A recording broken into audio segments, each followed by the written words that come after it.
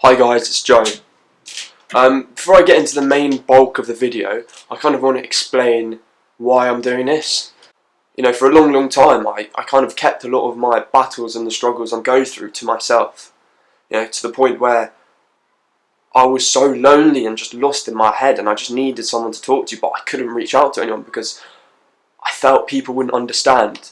And, you know, with the passing of my mother, I've just sort of begin to accept that life is too short, and you know, if there is something you're going through, or if there is struggles that you face, the best way to deal with it is to talk about it. I want people to really consider what it is I have to say and sort of take it on board and just listen. And maybe, you know, if you're in a situation in the future where, you know, someone may be struggling, hopefully you'll remember this video and might give you the tools you need to discuss things or attend conversations better in the future. So yeah, for me, you know, I've had mental health problems. I've always been in a situation where I've needed someone in my life to, you know, look out for me, and that person was my mother. And now that I don't have that, I'm, you know, there are days I'm finding it incredibly hard. Like I feel lost, and there are things I don't really know what to do. And you know, I went through a stage where I was sort of getting on top of what was going on in my life. You know,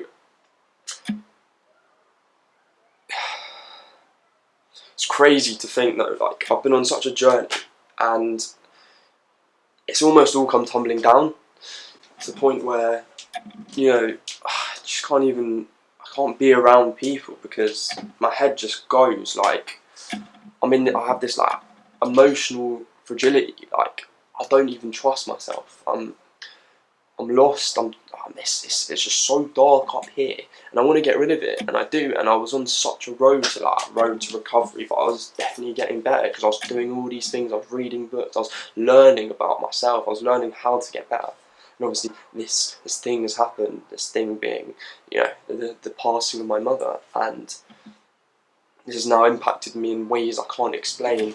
You know, no one teaches you what grief means. No one teaches you how to handle it. But when it comes fucking hard. It comes quick, it comes fast, and it just kind of takes over your mind. Initially, I thought, you know, I would have been ready. I thought I was going to handle this, two open arms, and I'm going to take grief on. You know, I've had all these mental health problems in the past, and I've overcome it, and I was battling constantly. So I thought, you know, grief isn't going to be anything different. It's not going to be new. It's going to be just another thing that I'm going to have to deal with, but I will deal with it. But no, that's where I'm wrong. It's been hard. It's been very hard. I've just, the days where I don't even know what to do. Like it's like even right now, like it's like I have this blockage. Is that the word? Blockage. But this like blockage in my mind, and it's just like it's like a shield. Like I'm not, no happiness or anything is allowed through. It's just like this blockage, and my head, like I just feel almost like my personality is like hidden deep down in my head when this black hole is sucking it away. And now and again I surface it, but you know, it's on, like it's not all the time. It's something that it's just not always there. And when it's not there, I just feel like a robot, a zombie, just walking about. You know, not in a happy way, just going about. I'm not. It's like I'm alive, but I don't feel like I'm living, sort of thing. You know, I wish I had the opportunity to, you know, go back to myself 6 months or before the loss happened and said, alright, this is what's going to happen and this is how you're going to feel. So I'd have a better understanding. Because I'm here and I don't understand it. But it links in with depression, that's the thing. Like, the unhappiness, feelings of low, constant anxiety, you know, going out. Before coronavirus and quarantine, I couldn't go out. If I went out clubbing, I'd get panic attacks, anxiety attacks and whatnot. Things I've never experienced on a night out before.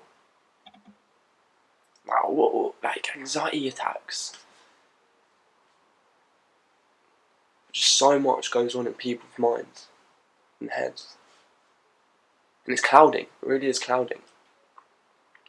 You know, your whole thought process and how you think. Wow. It doesn't make sense. Like even right now, I just feel so tense up here. To the point where I can't think in a normal manner. Like, everything has its own shade of sadness. I keep bringing up sadness, but like that is, I don't want to say important, but like that is a very impactful fact of grief.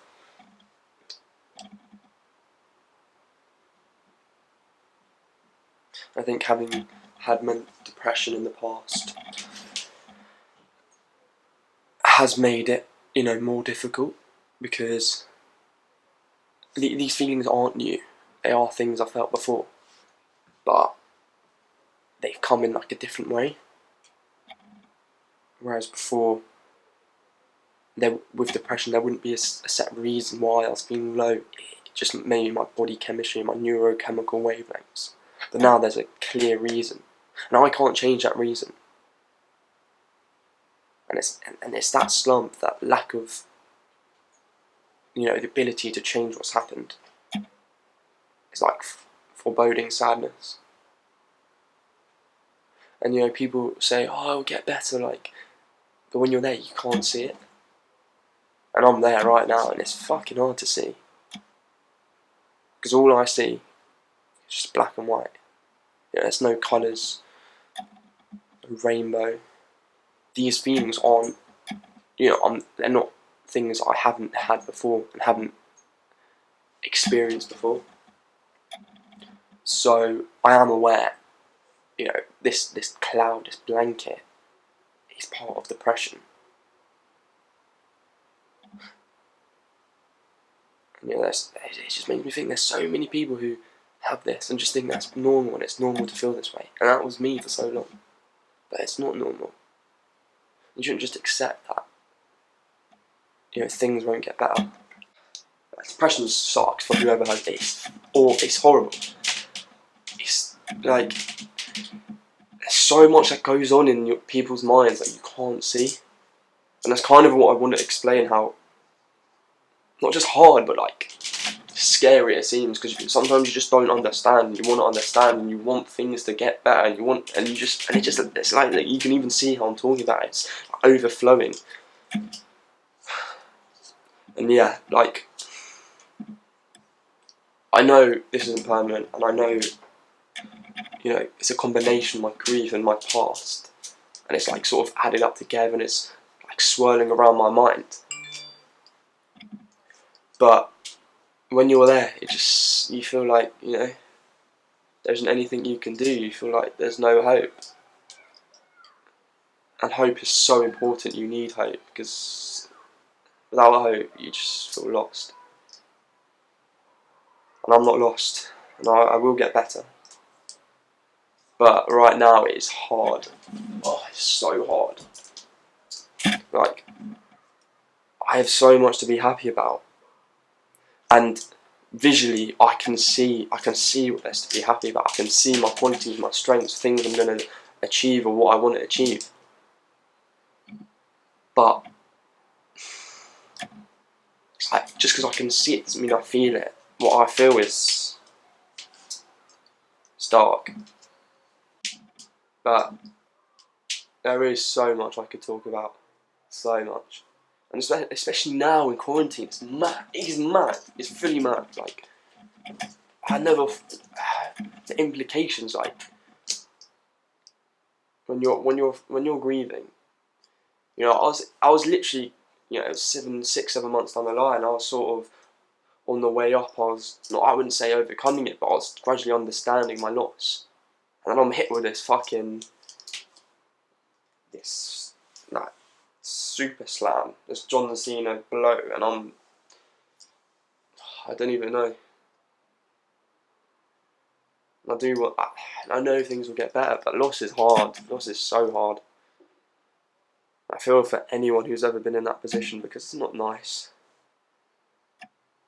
You know, you feel okay though, or you could be just mentally okay, you could be mentally fine, mentally alright. in a split second. It could be a split. That's what I'm talking about. A split second. So that happens. You know, favourite mug. You get a smell. It's like just something that reminds you of the person you're missing. It just takes you over. You're overwhelmed with this sadness. It's dark. Sadness is not fun. And it's just there, like, I just think people need to be kinder. People need to understand that other people go through so much shit under the surface. You know, all these emotions are rumbling. And it makes you think, if you're feeling this way, then someone else clearly must have similar feelings. And therefore, you adjust how you interact with others. And yes, this does make you, in my opinion, a kinder person, because you have to understand, you are more understanding towards others. Yeah. I'm just not understanding to myself. I think that's the problem. Not kind to myself. When I feel low, beat myself up. It's like, why do you feel this way? You're a loser. I'm a loser. That's normal. I think from an outside perspective you can see that. When you're in the front driving seat and you're living through your eyes, it's very hard to understand and pinpoint your emotions. I want to, do you know what I mean? Like, I want to smile, I want to be happy. But I don't feel it. And it makes me feel fucking shit. Like, it makes me feel awful. Like, I see people laughing. In my head, I'm like, I want to say happy, but I want to understand how they're. I can't. And it's hard. Like, I keep saying it's hard because it is hard. You know, it's not normal. It's not like a thing that. I mean, there are loads of people, and I've had loads of discussions which have helped me in the past understand what's going on. But it's not a fun game. It's not enjoyable. And until things really become more open with mental health and loss and things like that, and it's become a lot more normalised, I think a lot of people do suffer in silence because they don't know how to talk about it. And that was myself for so long. Only recently I've been able to open up, and I do want to say that has helped me because, well, you know, putting my feelings down in a creative manner is so not only so I can understand it, but so other people can just look at that and think, wow, like, not just wow, but just, yeah, I get you, I get that kid, like, I understand what he's going through, I'm feeling similar things, or whatever it is. People will change their mentality, their attitudes, and that's kind of what I'm trying to say from the last 2 spoken word pieces I did. But yeah. Hopefully you've taken something from this video. I don't know what you'll take, but I hope you've taken something from this video, because yeah, mental health is a big thing for me, and if I can at least help one person understand, you know, I feel like I've done an okay job. So I'm gonna sign off now because it's making me fucking sad, but yeah, I will maybe come back, I don't know, see how this goes, but yeah.